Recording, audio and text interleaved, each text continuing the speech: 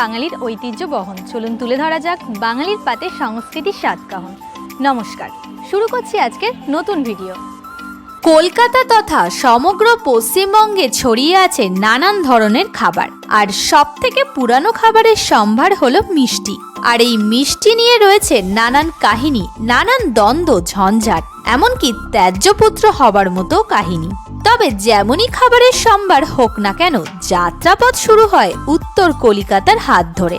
আমরা সবাই জানি এই উত্তর কলিকাতা থেকে শুরু হয় কলিকাতার পথ চলা। তেমনি এই উত্তর কলিকাতার এমন এক ঐতিহ্যবাহী মিষ্টির প্রতিষ্ঠান নিয়ে এসেছি আজকে।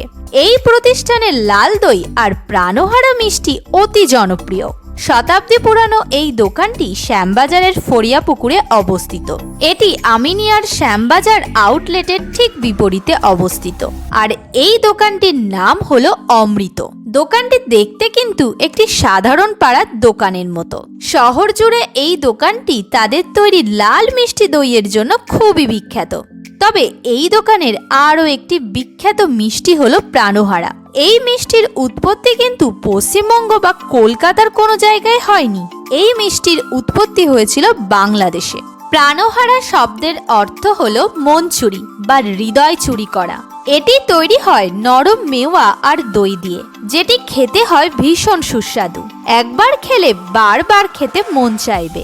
এই মিষ্টিটির উদ্ভব হয়েছিল কিরিটেশ্বরী মন্দিরের কাছে। কিরিটকোনা গ্রামের একজন মিষ্টি প্রস্তুতকারক এই মিষ্টি তৈরি করেন। তবে বাংলাদেশে এই মিষ্টি মনোহরা নামে বিখ্যাত। কলকাতার মনোহরার স্বাদ কিন্তু ভিন্ন, আর প্রাণহারা মুখে দিলেই মিলিয়ে যায়।